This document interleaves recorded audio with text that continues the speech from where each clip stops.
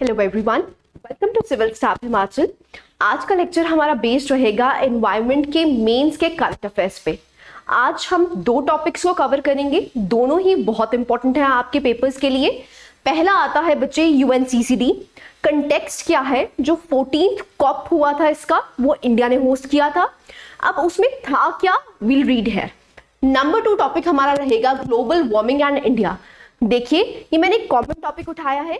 Common topic में आपसे question पूछा जा सकता है 8 मार्कर या 20 मार्कर में कि ग्लोबल वार्मिंग की वजह से इंडिया पे क्या इफेक्ट हो रहा है।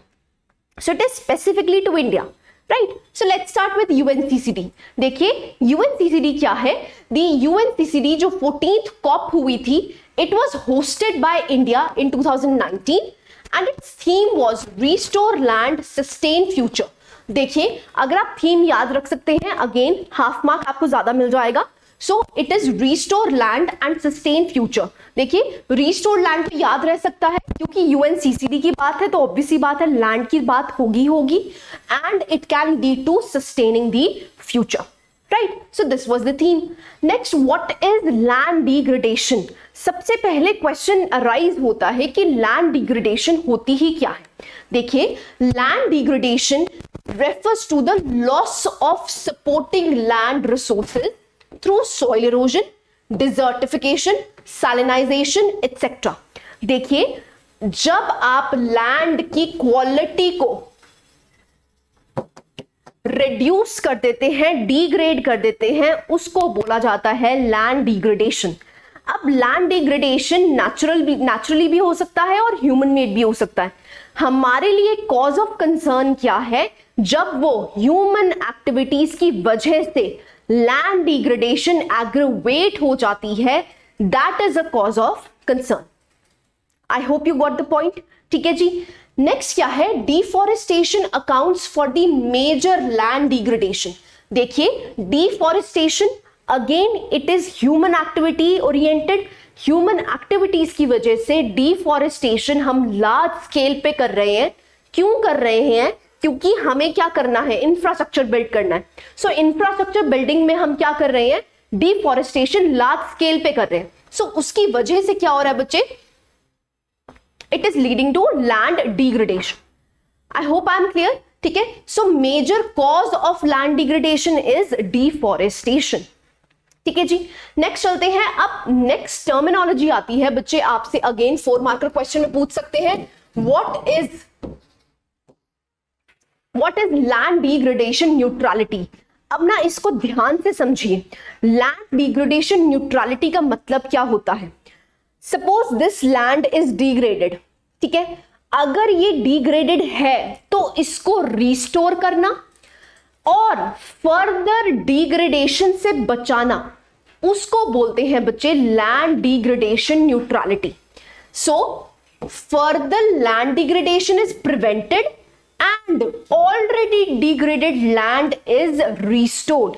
जो डिग्रेड हो चुकी है उसको रिस्टोर करना और फर्दर लैंड डिग्रेडेशन से बचाना, ये 2 फंक्शंस हैं किसके, लैंड डिग्रेडेशन न्यूट्रलिटी के, ठीक है जी। अब डेफिनेशन रीड करिए, आपको समझ आएगी। So it has been defined as a state whereby the amount and quality of land resources necessary to support the ecosystem functions and services remains stable or increases within the specified time and space. So यहां पर क्या है, उन्होंने बोला है जो भी land resources है उनको रिस्टोर करना या फिर एनहांस करना, ठीक है। So that is land degradation neutrality. So 2 चीजें आपने याद रखनी है, जो ऑलरेडी डिग्रेडेड लैंड है उसको रिस्टोर करना और डिग्रेडेशन को बचाना, फर्दर डिग्रेडेशन को बचाना इज द मकसद। इसका मेजर मोटिव क्या है, it is land degradation neutrality. I hope I am clear, ठीक है जी। नेक्स्ट चलते हैं, डायरेक्ट कॉजेस क्या है बच्चे। नंबर 1 तो आपको पता ही है, that is deforestation. So deforestation of the unsuitable land. Number 2 क्या है, ओवर कटिंग ऑफ वेजिटेशन। सो आप क्या कर रहे हैं, लैंड कवर को काट रहे हैं, जिसकी वजह से क्या हो रहा है, सॉइल इरोजन, ठीक है। नेक्स्ट क्या है, एग्रीकल्चर रिलेटेड कॉजेस। एग्रीकल्चर अगर आप मैसिव लैंड पे करेंगे तो ऑब्वियसली बात है you have to cut the forest, so उसकी वजह से भी डिफॉरेस्टेशन हो रहा है। Number 3 is shifting cultivation. So shifting cultivation actually में क्या करता है, स्लैश एंड बर्न। सो जब भी स्लैश एंड बर्निंग होगी तो वहां पर भी डिफॉरेस्टेशन होगा। ठीक है जी। Next is extension of cultivation onto the lands of longer potential and high natural hazards. Next आता है अनबैलेंस्ड फर्टिलाइजर यूज। अब फर्टिलाइजर्स अगर आप यूज कर रहे हैं मतलब केमिकल्स यूज कर रहे हैं, सो उससे क्या होगा बच्चे, जो आपकी लैंड रिसोर्स है उसकी क्वालिटी क्या हो जाएगी, degrade, right. So this is the direct causes of land degradation. Next आता है इससे इफेक्ट क्या होगा। देखिए अगर वहां के लैंड रिसोर्सेज हार्म होते हैं तो वहां की बायोडाइवर्सिटी क्या हो जाएगी, loss. This is number 1, decline in the chemical, physical और biological properties of the soil. Obviously बात है अगर सॉइल इरोजन होगी, सो सॉइल इरोजन की वजह से आपकी जो सॉइल की क्वालिटी है वो डिग्रेड हो जाएगी। ठीक है। Number 3 is increased water and food insecurity. अब देखिए अगर आप लैंड रिसोर्सेज को हार्म करेंगे, लैंड को डिग्रेड करेंगे तो वहां पर क्या है, ड्रॉट लाइक कंडीशंस बन सकती हैं जिसकी वजह से फमीन हो सकता है, right. Next is decline in the economic productivity and the national development. देखिए इन रिटर्न ये किसको हार्म करेगी, हमें ही हार्म करेगी। तो ऑब्वियस सी बात है जो इकोनॉमिक डेवलपमेंट है वो हमारी स्थगित हो जाएगी। ठीक है जी। And the last one is conflict over access to resources. अब अगर लैंड रिसोर्सेज हमारे जो हैं वो सेफ नहीं है तो और भी रिसोर्सेज हमारे क्या हो जाएंगे, एंडेंजर्ड हो जाएंगे, जिसकी वजह से हमें क्या हो सकता है, रिसोर्सेज की कमी हो सकती है। ठीक है जी। So these are the effects of land degradation. Next topic हमारा बच्चे आता है that is global warming and India. देखिए स्पेसिफिक कि ग्लोबल वार्मिंग से इंडिया पे क्या इफेक्ट हो रहा है, this is what we'll study. Direct आपसे 20 मार्क का क्वेश्चन पूछा जा सकता है। वैसे भी अगर जनरली आपसे क्लाइमेट चेंज पे कोई भी क्वेश्चन पूछा जा सकता है तो आप यहां से फैक्ट्स उठा के उस क्वेश्चन में डाल सकते हैं। तो इसीलिए ये वाला जो टॉपिक है आपका बहुत इंपॉर्टेंट हो जाता है। देखिए the human activities since the 19th century have contributed to substantial increase in the atmospheric concentration of the global greenhouse gases। अब क्या हुआ है 19th century के बाद, मतलब इंडस्ट्रियलाइजेशन फेज में क्या हुआ, that is emission of GHGs, emission जो है वो बढ़ गया। अब अगर वो बढ़ गया that will lead to global warming. ठीक है जी। सो it is due to the human activities that we are aggravating global warming, right। manifestations क्या है बच्चे, अब इंडिया पे क्या इफेक्ट पड़ता है। Number 1 effect is the temperature rise over India.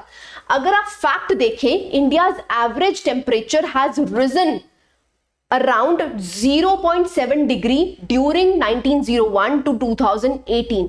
अब यहां पर क्या है, एक फैक्ट को कोट करिए कि जो एवरेज टेम्परेचर है इंडिया का वो 0.7 डिग्री बढ़ चुका है।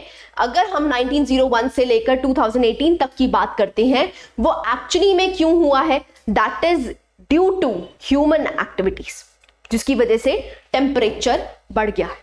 ठीक है। सो ग्लोबल वार्मिंग का डायरेक्ट रिलेशन इंडिया पे क्या पड़ा है, number 1 is the temperature rise. Number 2 आता है बच्चे that is the Indian ocean warming. अब जो हमारा इंडियन ओशन लाई करता है उसकी वार्मिंग हुई है। फैक्ट देख लीजिए, the sea surface temperature of the tropical Indian ocean has risen by 1 degree Celsius. देखिए अगर यहां पर थर्मल हीटिंग होगी तो इसका मतलब क्या है, ओशन एसिडिफिकेशन हो जाएगी बच्चे।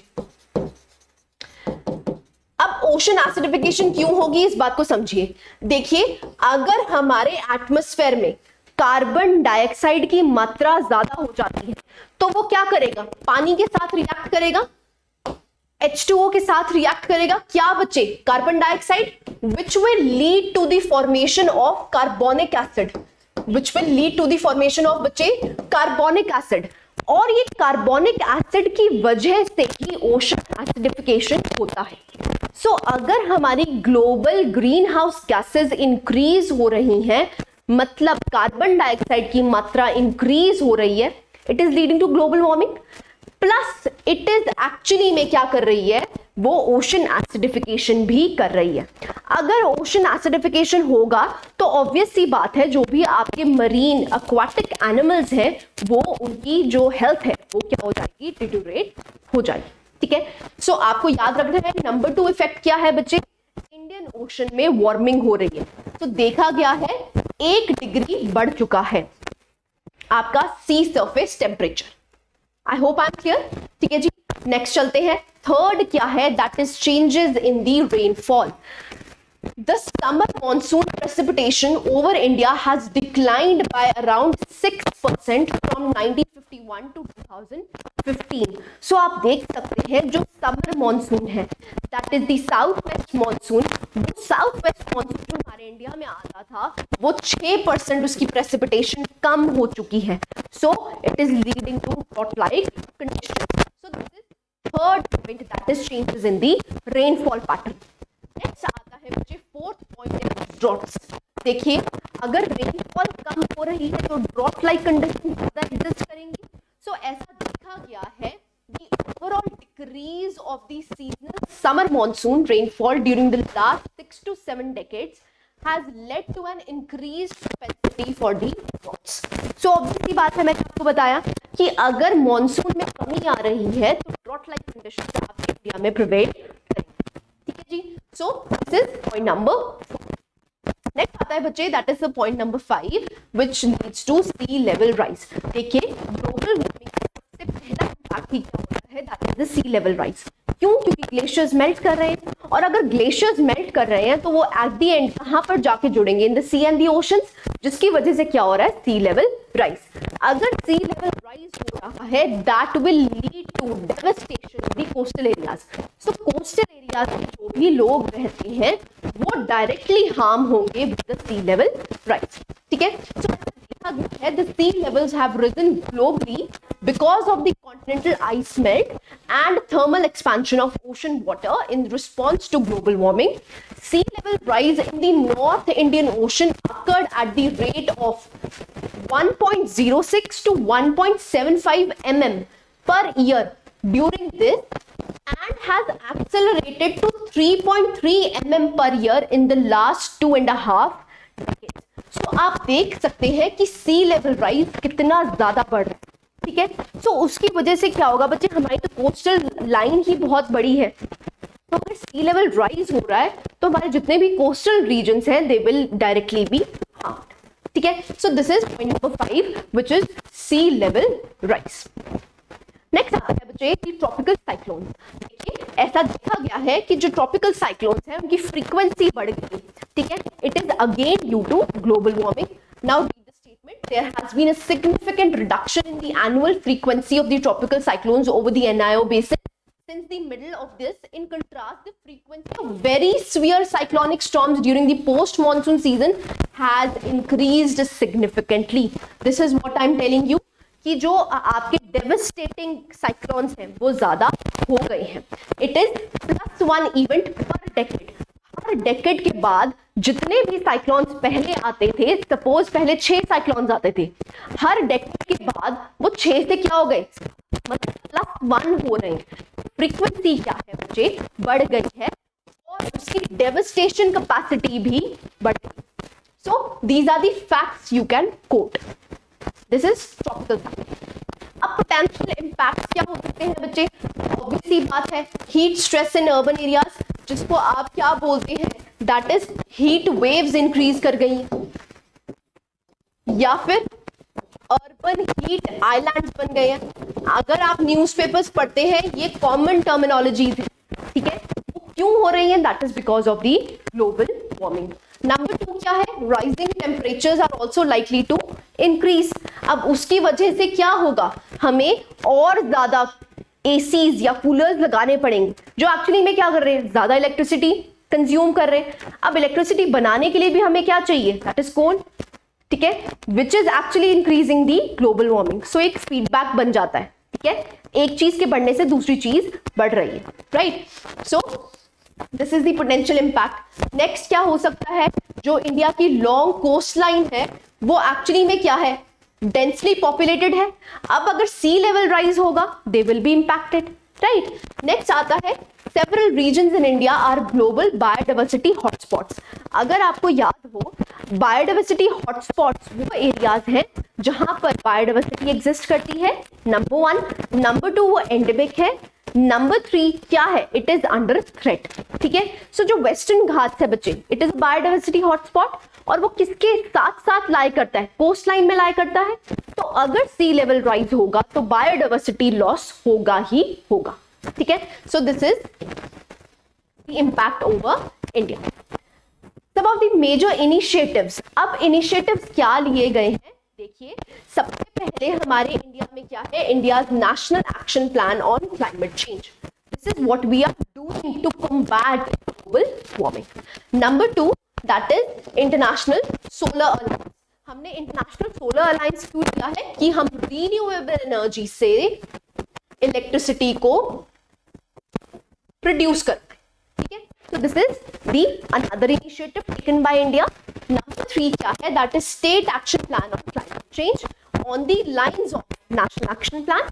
ऐसे ही बच्चे FAME स्कीम जो कि ई मोबिलिटी पे काम करती है, इसका मतलब again we are moving from fossil fuels to renewable energy. Next क्या है, that is AMRUT mission. AMRUT mission क्या है, फॉर दी स्मार्ट सिटीज, जिसमें हम क्या करना चाहते हैं, एनर्जी को प्रिजर्व करना चाहते हैं। Last one is Pradhan Mantri Ujjwala Yojana for access to clean cooking fuel. So actually में क्या है, पहले वुड फायर यूज करी जाती थी। अब वुड फायर से क्या होता था, बहुत ज्यादा ग्लोबल वार्मिंग, जो आपकी ग्लोबल ग्रीन हाउस गैसेज हैं वो इंक्रीज कर रही थी, which is leading to global warming. So ये सारे के सारे बच्चे इंडिया ने इनिशिएटिव्स लिए हैं combat global warming, right. Next last one is that the UJALA scheme. UJALA scheme किसके लिए है बच्चे, for embracing the energy efficient LED bulbs. So this was all about the UNCCD and the global warming which is affecting India in a specific way. I hope you like